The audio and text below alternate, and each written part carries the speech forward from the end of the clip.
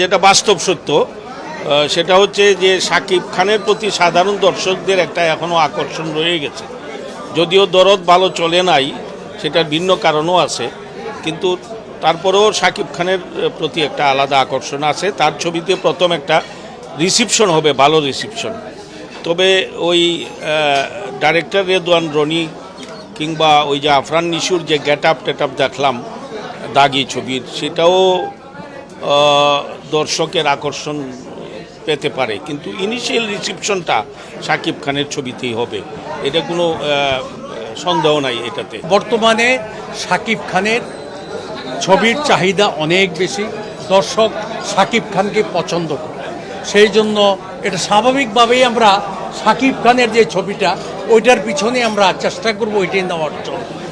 যদি না পাওয়া যায় তখন হয়তো দ্বিতীয় পর্যায়ে চেষ্টা করব, আরেকটা যে আছে জঙ্গলি বা আরেকটা ছবি কি যেন, ওইটা প্রথম পর্যায়ে আমরা শাকিব খানের ছবিটাই চালানোর চেষ্টা করব।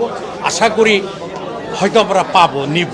আর যিনি প্রডিউসার সেও চেষ্টা করবে, যেহেতু এখন আর ওইরকম একটা ছবির প্রিন্ট ওরকম বড় আগের সময়ের ব্যয়বহুল প্রিন্ট করে না, সেই জন্য তারা ছবি দিবে, আমরা শাকিব খানের ছবিটাই নেওয়ার চেষ্টা করি।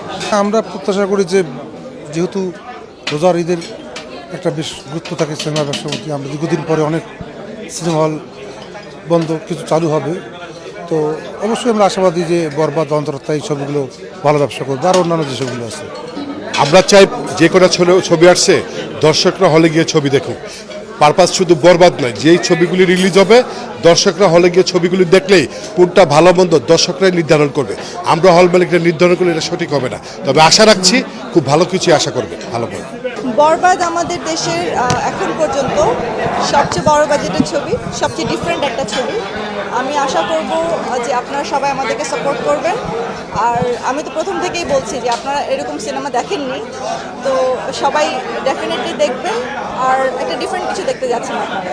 বরবাদে আমরা কোন ধরনের গল্প পাবো? বরবাদে এটা আসলে একটা লাভ স্টোরি, এটার মধ্যে রোম্যান্স আছে, এটার মধ্যে ভায়োলেন্স আছে, কিছু অ্যাকশন পাবেন, সব কিছুর মিশ্রণে একটা সিনেমাটা তৈরি হয়েছে।